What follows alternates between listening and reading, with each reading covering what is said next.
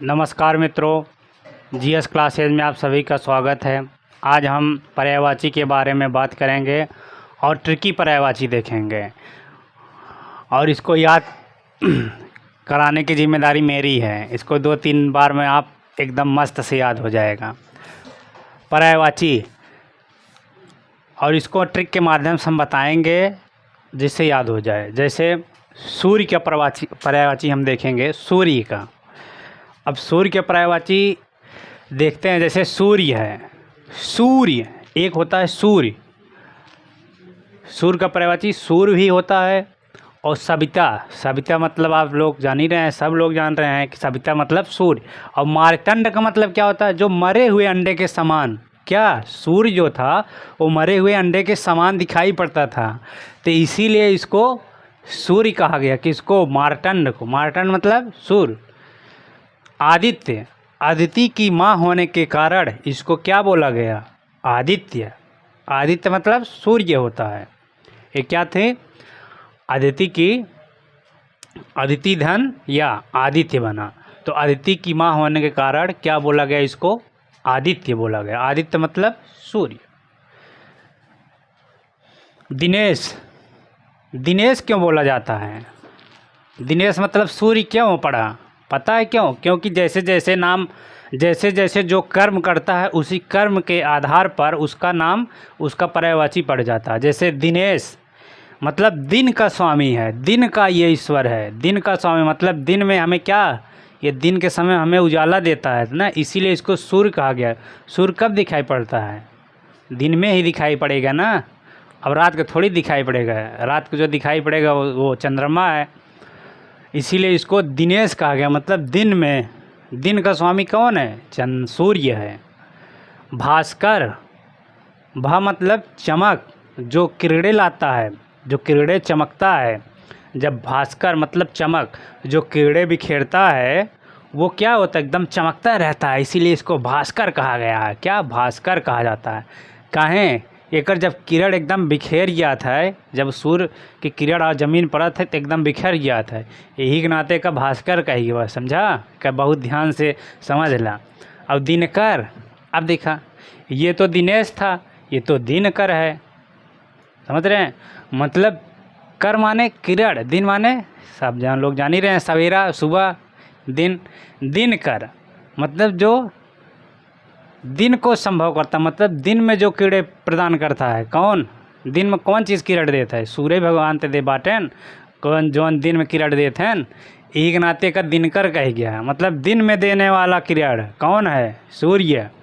अर्क, अर्क, अर्क, अर्क मतलब सूर्य होता है। ये बहुत इंपॉर्टेंट है। अर्क कई बार पूछा है। अर्क, इसको ऐसे ही ध्यान रख लो। अर्क, अर्क मतलब सूर्य होता है। भानु, भानु मतलब भी चमकता है। जो क्या चमकता है दिन में? भानु, भानु कहते हैं ना, भानु, भास्कर, दिवाकर, ये क्या हुआ? भानु। भा माने चमकना, जो एकदम चमकता रहता है, इसीलिए इसको भानु कहा गया है। प्रभाकर, जो सुबह की किरणें ला, जो प्रभाकर क्यों बोला गया है? इसलिए इसको प्रभाकर बोला गया है क्योंकि जब सुबह होता है तो सूर्य भगवान क्या करते हैं? अपने किरणों को बिखेरते हैं, तो इसीलिए प्रभाकर का मतलब सुबह के समय जो किरणें बिखरता हो उसे क्या कहा जाता है? सूर्य कहा जाता है। तरड़ी, और तरड़ काहे कह गया है? सूर्य के तरड़ी, तरड़ी सूर्य की क्यों कहा गया? तरड़ी, एक तरड़ी मतलब होता है नाव, ये ध्यान रखिएगा। ये तरड़ी, ये तरड़ी बड़ी की मात्रा है, ध्यान रखिए। तरड़ी माने नाव होता है, और छोटी की मात्रा वाला जो तरड़ी माने होता है सूर्य होता है। लेकिन ये जाने, इसका ट्रिक जानिए कैसे याद करेंगे आप लोग। तरड़ी क्योंकि ये आकाश गंगा में तैरता रहता है, इसीलिए इसको तरड़ी कहा गया है। ये आकाश गंगा में जैसे नाव नहीं होता है पानी में तैरता रहता है, वैसे ये तरड़ी माने सूर्य आकाश गंगा में एकदम तैरता है, इसीलिए इसको तरड़ी कहा गया है। पतंग, अब सूर्य के पतंग कहाँ कही गया है? यो जान लिया। यही नाते पतंग कही गया है कि जब पतंग उड़त है आसमान में, एकदम छोटा सा हो जाता है, सूर्य भगवान का दिखाई लगाता है, सूर्य की तरह वो दिखने लगता है। जैसे लग रहा है कोई चीज़ उड़ रहा, पतंग को इसीलिए सूर्य कहा गया है क्योंकि ये भी आसमान में उड़ता है ना, सूर्य भी आसमान में है, पतंग भी आसमान में उड़ता है, इसीलिए पतंग को सूर्य कहा गया है। अब देखते हैं लहर का पर्यायवाची। ये तो पतंग का हो गया, मतलब ये सूर्य का पर्यायवाची हो गया, आपको याद तो हो गया होगा ना। एक दो बार और ये वीडियो अगर आप देख लेंगे तो आगे एकदम मस्त से तैयार हो जाएगा, दोबारा भूलेगा नहीं। अब लहर के देखते हैं, लहर का पर्यायवाची। लहर मतलब बिछी, विची, विची मतलब होता है लहर। और उर्मी, उर्मी की माला लिए हुई आई हुई, जैसे कहते नहीं है जब समुद्र में जब लहर पड़ता है तो वहाँ देखते नहीं क्या होता है, लहर जो किरण दिखाई पड़ता है ना, चमकता है जो, वो लहर होती है। उर्मी। लहरी, लहरी, लहरी मतलब समझ रहे हैं, जैसे समुद्र का पानी जब ऐसे ऐसे करेगा लहर मारेगा तो उसी से लहरी हुआ है। हिलोर, समुद्र का पानी देखते हैं ना, इसे हिलोल मारता है, एक जगह गुलियाता रहता है फिर ऐसे ऐसे मारता है हिलोल, तो हिलोर बना है, हिलोर से हिलोल बन गया। तो हिलोर मतलब भी होता है लहर और हिलोल माने भी होता है लहर। तरंग, क्योंकि जब वो हिलोर मारता है तो उसमें देखते हैं ना तरंग निकलती है, चमकती रहती है, तो वो क्या हुआ, लहर ही है। लहर क्या एक तरंग के रूप में होती है। ये नहीं देख रहे हैं, ये लहर ही है ना, ये तरंग इसको बोला जाता है। जैसे ऐसे ऐसे लहर हो रहा है, ऐसे ऐसे ऐसे, ये क्या हुआ, तरंग इसको बोलते हैं, लहर को ही तरंग बोलते हैं, ध्यान रखिएगा अच्छे से। फिजिक्स में आप लोग पढ़े होंगे, तरंग को लहर बोलते हैं क्योंकि लहर ऐसे ऐसे चलती है। अब देखते हैं कमल का पर्यायवाची। कमल का पर्यायवाची देखते हैं, इंदिवर, इंदिवर। कोकनद, कोकनद। अब जैसे कोकनद मतलब अगर ना याद हो, देखो याद करने का हम बता रहे हैं तरीका। कोकनद, हौदी देखे है, हौदी, नद माने का होता है हौदी, जिसको बोला जाता है। पहले लोग कमल में गमले में लगाते थे कमल, समझ लो कि मैं हौदी में लगाया हूँ। तो हौदी में लगाने से क्या हुआ, कमल कहाँ लगाया जाता है, कोकनद, हौदी में लगाया जाता है, तो इसलिए कोकनद माने कमल होता है। राजीव, राजीव लोचन राम चले, मतलब लोचन माने नेत्र, और राजीव, राजीव मतलब कमल होता है। अरविंद, अरविंद किसी का नाम होगा, अरविंद मतलब कमल होता है। नलिन, क्योंकि कमल जो होता है नालियों में भी होता है, नालियों में भी उग जाता है, इसीलिए इसका नाम नलिन पड़ा है। नलिन, नालियों में उगने के कारण इसका नाम नलिन पड़ गया। नलिन। उत्पल, उत्पल, एक उपल मतलब होता है पत्थर, प्रस्तर, पाषाण जिसको बोला जाता है, और उत्पल माने होता है, ये देख रहे हैं, एक उपल मतलब हो जाता है पत्थर, ये लेकिन है उत्पल, उत्पल माने कमल होता है, समझ गए, उत्पल मतलब कमल। शतदल, 100 पंखुड़ियाँ इसमें है, 100 दल हैं, 100 दल होने के कारण इसको कमल कहा गया है। कुमुद, कुमुद माने भी कमल होता है भैया। श्रीपड़, क्योंकि लक्ष्मी को बहुत प्रिय था, कौन, क्या प्रिय था, कमल, इसीलिए इसका नाम श्रीपड़ पड़ गया। श्रीपड़, श्री माने लक्ष्मी होता है, पड़, श्रीपड़ मतलब बहुत प्रिय था, किसको, लक्ष्मी को, इसीलिए इसका नाम श्रीपड़ हो गया। सरसीज, अब कमल का नाम सरसीज काहे पड़ा, यहो पहले जानी ला, काहे सरोवर में उत्पन्न भरा, एक नाते एकर सरसीज पड़ी है। अब्ज,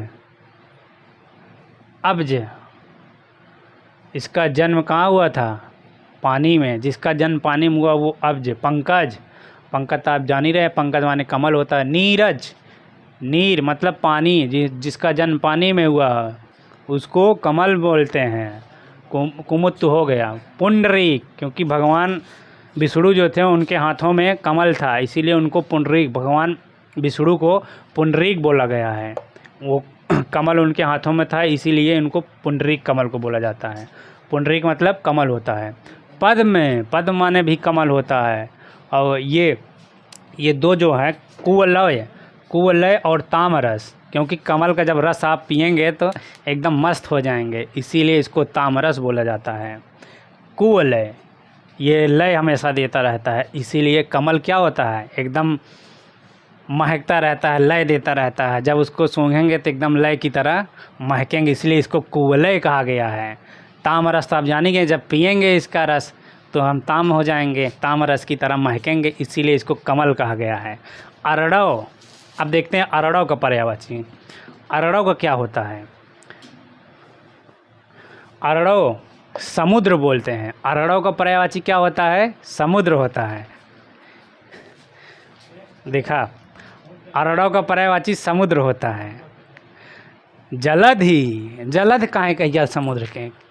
धी मतलब धारण करने योग, क्योंकि ये क्या जल को धारण करता है? कौन? समुद्र, इसीलिए इसको क्या बोला गया है? अरड़व।